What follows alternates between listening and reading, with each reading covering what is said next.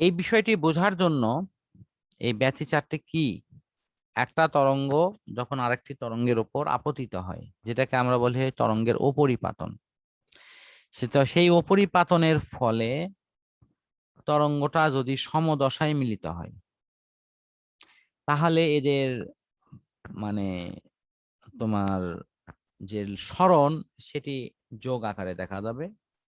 আর যদি বিপরীত দশায় মিলিত হয়, তাহলে এদের যে তোমার যোগফল সরণ সরণ, হয়ে যাবে। অর্থাৎ কণাটির লব্ধি সরণ, যেটাকে আমরা বলতে পারি তীব্রতা হিসেবে, সেটিতে তখন হলো কি পার্থক্য আকারে বিয়োগফল দেখা হিসেবে যাবে, দেখা মানে যাবে। বিয়োগ।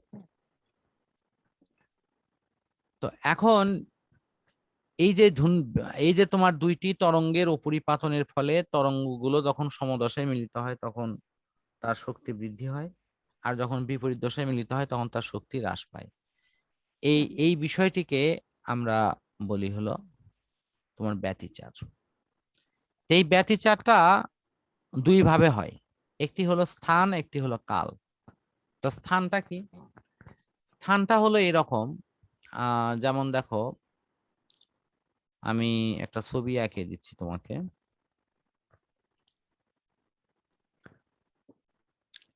যে এই জায়গায় একজন ব্যক্তি দাঁড়িয়ে আছে, এই জায়গাতে আর একজন ব্যক্তি দাঁড়িয়ে আছে। এই দুইজন ব্যক্তির কাছাকাছি যে ঢেউ আকারে তোমার তরঙ্গ সঞ্চালিত হচ্ছে। তাহলে দেখো, এই দুই ব্যক্তি দুইটা ভিন্ন অবস্থানে থেকে কখনো সমদশায় কখনো বিপরীত দশায় মিলিত হওয়া বিন্দুগুলো দেখতে পাবে। তাহলে এই যে দুইটা ভিন্ন ভিন্ন স্থানে যে ব্যতিচার তৈরি হচ্ছে, সমদশায় মিলিত হলে শক্তি জোরালো হবে, বিপরীত দশায় মিলিত হলে শক্তি কম হবে। তো এই যে ভিন্ন ভিন্ন স্থানে যখন এই ব্যতিচারটা দেখতেছেন, এটি হলো স্থানগত ভাবে। আর কালগত ব্যতিচারটা হলো একটা নির্দিষ্ট স্থানে কেউ দাঁড়িয়ে আছে, তখন দেখা যাবে যে সাধারণ আহ সাধারণত এই রকম তরঙ্গের উপরিপাতনের ফলে একটা নির্দিষ্ট সময় পর পর ওই ব্যক্তির কাছে তোমার তরঙ্গ সমদশায় মিলিত হলে সেই শব্দটা জোরালো পাওয়া যাবে, বিপরীত দশায় মিলিত হওয়ার জন্য শব্দটা ধীরে ধীরে পাওয়া যাবে, মানে তীব্রতাটা কম হবে। এখন এই যে নির্দিষ্ট সময় পর পর যে তিনি শুনতে পাচ্ছেন একই ব্যক্তি, সেটি হলো তোমার কাল ব্যতিচার। এই সময়টা কিন্তু দেখতে চাবে সেখানে। তাহলে ব্যতিচারের বাংলা কি? এটি একাধিক তরঙ্গ যখন একটা আরেকটার উপর আপতিত হয়, তখন এই আপতিত হলে সমদশায় মিলিত হলে এদের শক্তি বা প্রাবল্য গুলো যোগ হবে, আর বিপরীত দশায় মিলিত হলে শক্তি বা প্রাবল্য গুলো কমে যাবে। কথা বুঝতে পারছো কি? হ্যালো? জি স্যার, আসলে এই যে একটু মিউট হয়ে গেছিল। ও আচ্ছা আচ্ছা। তাহলে আমাদের এই যে শক্তি কম বেশি হওয়া, একটা আর একটার উপর অপরিপাতন ঘটা, এখানে দুইটা শব্দ আমরা খুঁজে পাবো, একটা হলো ব্যতিচার, আরেকটি হলো বিট। তো আমরা এগুলো নিয়ে ইনশাল্লাহ পরে কথা বলবো। তো ব্যতিচারটা আমরা দু ধরনের দেখি, ধ্বংসাত্মক ব্যতিচার আর এবং গঠনমূলক ব্যতিচার। ধ্বংসাত্মক ব্যতিচার মানে হলো সেখানে ব্যতিচারের যে তরঙ্গগুলো পরস্পরের উপর সমদশায় আপতিত হবে। আর ধ্বংস আর এটা গঠনমূলক ব্যতিচার। আর বিপরীত দশায় যদি মিলিত হয়, যেমন ধরো বিপরীত দশায় এরকম যে একটা তরঙ্গ উপর দিকে গেছে, ওই সময় আর একটা তরঙ্গ এই দিকে প্রবেশ করে বিপরীত দিকে আসলো। তো এই যে দুইজন দুই দিক থেকে যখন এটি হলো, তখন এটার নাম হলো বিপরীত দশা। আর সমদশা কি? সমদশা হলো এরকম, এই যে দুটোই একই একই রকম ভাবে যাচ্ছে, এটির নাম হলো সমদশা। তা আশা করি সমদশা বিপরীত দশার ব্যাপারটা ইনশাল্লাহ ক্লিয়ার, বুঝতে পারছো? জি স্যার, এটা বুঝতে পারছি। তাহলে ব্যতিচার নিয়ে আমি মনে করি যে তোমার প্রাথমিক যে একটি ধারণা সেটি ইনশাল্লাহ অনেকটা ক্লিয়ার। এবং ব্যতিচারের যে আমি ইয়েটা দেখালাম, ওই যে অপশনটা দেখালাম, এটাতে তোমার পরের পড়াগুলোর অনেকগুলো ধাপ কিন্তু অলরেডি হয়ে থাকবে ইনশাল্লাহ। এখন আমরা একটু সংজ্ঞামূলক কিছু অপশন দেখি। চিরটা কি? খুবই গুরুত্বপূর্ণ একটা টপিক। এই চির কথাটা মাঝে মাঝে তুমি পাবা। নিশ্চয়ই তোমার খাটের নিচে যে পারণ দেওয়া থাকে, এটি দেখছো? একটা নির্দিষ্ট দূরত্ব জি পর স্যার, পর মানে কিন্তু, কাঠের হচ্ছে ওই যে হ্যাঁ কাঠের তক্তাগুলো একটা বসানো কাঠের থাকে। বাটন গুলো কিন্তু নির্দিষ্ট দূরত্ব পর পর লাগানো থাকে, তাই লাগানো থাকে না একবারে ওই যে চকির মতো না, কিন্তু সমান থাকে না, কিন্তু ম্যাক্সিমাম কিন্তু মানে ফাঁকা ফাঁকা করে ওই কাঠের ইয়ে লাগাই দেয়।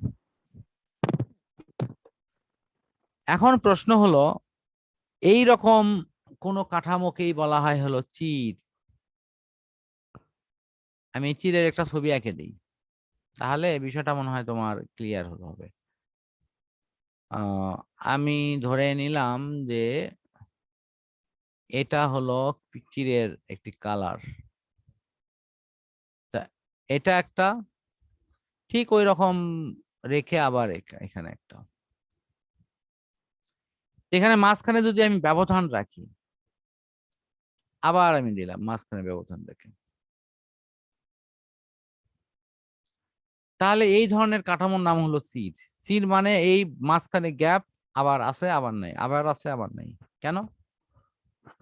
কারণ এই চিরের মাঝখানেই তো কিন্তু তোমার এই ব্যতিচারের বিষয়গুলো নিয়ে আলোচনায় আসবে। তো এই সির কথাটা কিন্তু মাঝে মাঝে মাঝে আসবে।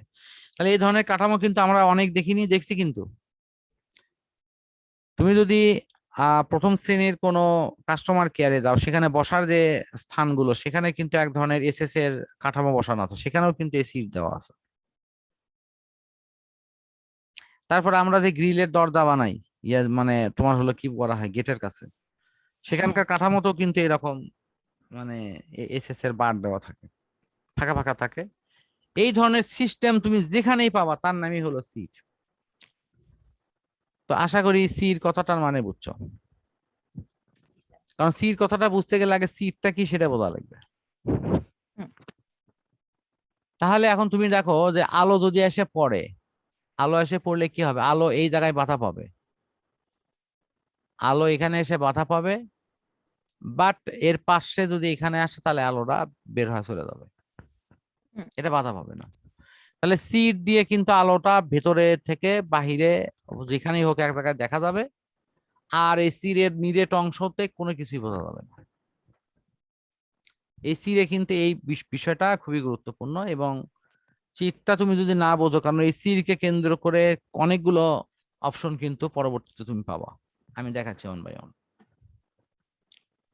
আশা করি চিট কি বুঝতে পারছো? জি স্যার। আচ্ছা ফাইন। সুসংহত উৎসটা কি? ও এই যে এখানে চিরের সংজ্ঞাগুলো দেখো, একই দৈর্ঘ্যের প্রস্থের ছোট আয়তাকার সরু ছিদ্র। আমি কিন্তু আয়তাকারই আঁকা ছিলাম। জি স্যার, ওগুলো আয়তাকারই ছিল। হ্যাঁ আয়তাকারই ছিল। সুসংহত উৎস কি? সুসংহত উৎস যদি একাধিক উৎস যদি তাদের একই তরঙ্গ দৈর্ঘ্য, একই অপশন ব্যবহার করে যদি আমরা আহ কোনো কিছু ব্যবহার করি, তাহলে সেটি সুসংহত উৎস। তার মানে সুসংহত উৎসে কিন্তু আমাদের কি হবে, তরঙ্গ একই তরঙ্গ দৈর্ঘ্য থাকতে হবে এবং একই সমদশায় থাকা অবস্থায় এটির আমরা ক্যালকুলেশন গুলো নিব। এটি হলো সুসংহত উৎস। আর সুসংহত উৎস যেটা নয়, সেটাতে কি হবে, এই যে এই বৈশিষ্ট্যগুলো থাকবে না, একই তরঙ্গ দৈর্ঘ্যের হবে না, একই অধ্যায়ের হবে না, এগুলো নানান রকম অপশন থাকবে। এরপরে এই সুসংহত উৎসের কিছু বৈশিষ্ট্য নিয়ে আলোচনা এখানে লেখাও আছে কিন্তু, যে একই তরঙ্গ দৈর্ঘ্যের তরঙ্গ দুটি যদি ভিন্ন ভিন্ন দশায় যদি অবস্থান করে, তাহলে এটি নিয়ে কথা আছে। তো এখন প্রশ্ন হলো যে প্রকৃতিতে সুসংহত উৎস পাওয়া খুবই কঠিন, কারণ এরকম সমান অপশন দিয়ে বিষয়গুলো করবে, এটা কিন্তু খুবই কঠিন এবং অনেক কম দেখা যায় আর কি।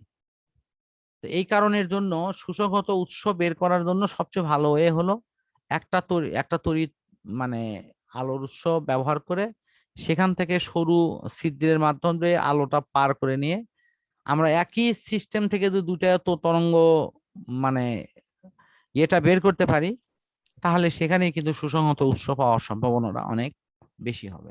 এরপরে লেখা আছে একবর্ণীয় আলো। আমরা আলোর ব্যাপারে জানি 7টি কালার আছে, এখানে একটি কালার নিয়ে আলোচনা হবে, বেশিরভাগ ক্ষেত্রে এটি হলুদ কালার। আলোর ব্যতিচার নিয়ে আমার অলরেডি আলোচনা হয়েছে, ব্যতিচারের প্রকারভেদ এটা নিয়ে আলোচনা হয়েছে, ধ্বংসাত্মক এগুলো হয়েছে।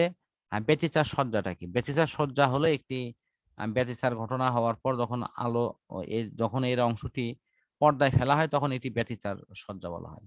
ডোরা কি বলা হয়, যে কোনো কোনো তলের যখন এই ব্যতিচারের এই সিস্টেমটা আলোটা ফেলা হয় তখন দেখা যায় আলোর ব্যতিচার ঘটানোর ফলে সেখানে অনেকগুলো পরস্পর কি হয় একই জায়গায় উজ্জ্বল অনুজ্জ্বল বিভিন্ন অপশন গুলো তৈরি হয়। তো সেগুলোর বিষয়টি হলো তোমার ব্যতিচার বিল। তো ব্যতিচার ডোরার অপশনটা শেষ। তাহলে এখানে আমাদের ব্যতিচারের কিন্তু মূল সংজ্ঞাটা আগে বুঝতে হবে, ব্যতিচার মানে কি, একটা তরঙ্গ আর একটা তরঙ্গের উপর জি আপতিত স্যার, মানে ওই হওয়াটাকে যে দুইটা ব্যতিচার। সঙ্গত উৎস থেকে আসতে হবে, ইয়েস, এটা সংজ্ঞাতে থাকতে হবে। হ্যাঁ হ্যাঁ হ্যাঁ। এখন এখানকার যে শর্ত সেই শর্তটা এখানে লিখে দিলেই কিন্তু আমরা এই সংজ্ঞাটা ইনশাল্লাহ হয়ে যাচ্ছে। তো এখন বলা হয় যে এই যে ব্যতিচার সুসংহত থাকা অবস্থায় এটি ব্যবহার করার কারণটা কি? কারণ হলো ব্যতিচার যদি সুষম থাকে, একই থাকে, তাহলে দেখা যাবে যে দুইটা উৎস নিয়ে যে আমরা কাজ করতেছি, কোনো পরীক্ষা নিরীক্ষা করছি, সেটির ফলাফলটা কিন্তু স্মুথলি পাওয়া যাবে এবং এটিতে কোনো প্রবলেম তৈরি হবে না। তুমি এমনি নর্মালি কাজের ক্ষেত্রে দেখো না, কাউকে কোনো কাজের তুমি মানে ইয়ে দিচ্ছ, ঠিক আছে, তাহলে সেক্ষেত্রে যদি একই ধরনের ব্যক্তি একই রকম কাজ করছে, এরকম যদি দুইজন ব্যক্তি বা তিনজন ব্যক্তি পাও, তাহলে দেখবে ওদের মাধ্যমে বহুত কাজ করা যাবে। কারণ কি, তাদের মন মানসিকতা এক, তাদের কাজই হলো কাজের দিকে মন, অন্য কোনো দিকে মন নেই। তো এইরকম আমরা যদি একাধিক আলোর উৎস ব্যবহার করি, তাহলে ওই আলোর উৎসগুলো যদি একই রকম হয়, তাহলে আমাদের কিন্তু প্রয়োজনীয় পরীক্ষা নিরীক্ষা করাটা অনেক সহজ হয়। এই কারণের জন্য কিন্তু আলোর ব্যতিচারের ক্ষেত্রে সুসংহত উৎসের বিষয়টি জড়িত আছে। আশা করি এটা বুঝতে পারছো।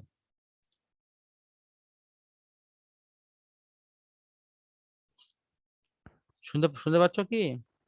জি স্যার। আচ্ছা, ফাইন। আমার মনে হয় আমরা পড়া আরেকটু ভিতরে দিকে পড়ে আমরা ইনশাল্লাহ বিচ্ছিন্ন হব।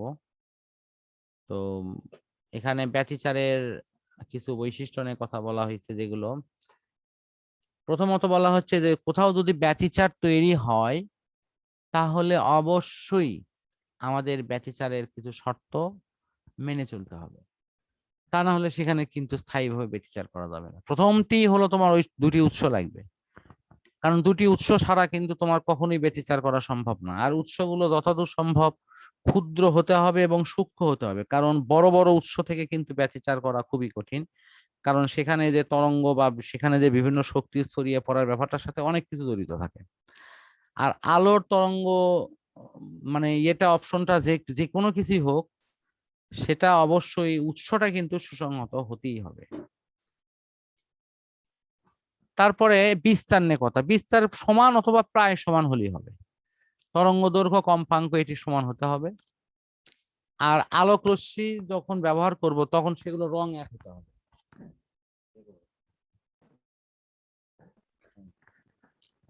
এগুলো কালার এক হতো, কারণ আমরা নিজেরাও জানি যে কালার 7টি আছে, 7টার মধ্যে আমাদের, আমি তো এটি আগে বললাম যে পরীক্ষাগারে আমাদের হলুদ কালারটা বেশি মানে চয়েজেবল কালার, এবং এটি বেশি ব্যবহার করা হয়, সোডিয়াম ল্যাম্প থেকে তৈরি করা হয় এটি। জি স্যার। আর দশা পার্থক্যের একটি ব্যাপার তো থাকতেই হবে, দশা পার্থক্য পথ পার্থক্যের বিষয়টি এমনিতেই আলোচনায় আছে। আমরা ব্যতিচারের এই অপশনটা থেকে কিছু বৈশিষ্ট্য দেখব। বৈশিষ্ট্যটা হলো এরকম যে ব্যতিচার যখন সমান অপশন নিয়ে বেদ নিয়ে এটি তৈরি হবে, তখন দেখা যাবে যে এটি আলো এবং অন্ধকার অঞ্চলে একটা বিশেষ ধরনের ঝালর তৈরি করবে, এবং ঝালরগুলোর তোমার একই বৈশিষ্ট্যের, একই রকম গুণসম্পন্ন, একই তীব্রতার এটি আসবে।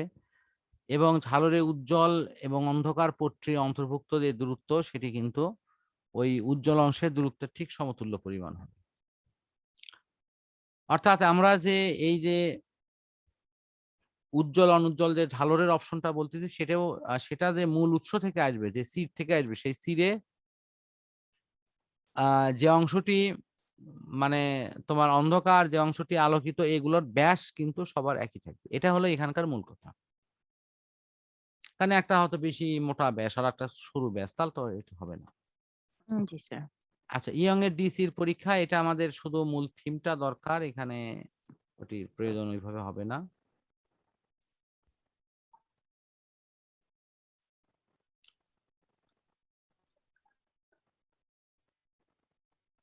এখানে শেষের দিকের কিছু কথা আছে। তরঙ্গের তীব্রতা তার বিস্তারের বর্গের সমানুপাতিক, এটা মনে হয় তোমার আগে থেকে জানা আছে। আই ভেরি জাস্ট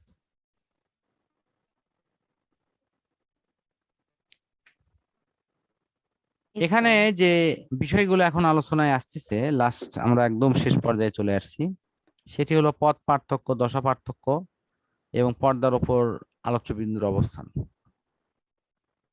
এই পথ পার্থক্যটা কি? পথ পার্থক্যটা হলো এরকম যে একটা তরঙ্গ তোমার ধরো এই মূল বিন্দুর এখান থেকে যাত্রা শুরু করতো, তো সে এখান থেকে যাত্রা শুরু করলো, তাহলে এখান থেকে তার পথটা কতটুকু দূরত্ব অতিক্রম করছে, কোন অবস্থান আছে, এটি।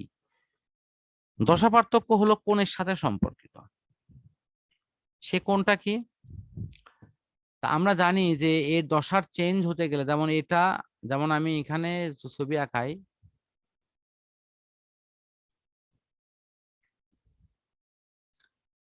এখানে এইরকম অপশন, এখানে তুমি দেখো যে দশা পার্থক্য, আমি যদি এখানে কোনো কিছু করি তাহলে আমাকে সেম কাজ কিন্তু ঠিক এই জায়গায় করতে হবে। তাহলে কি হবে, আমাদের দুই জায়গার দশা কিন্তু একই হবে।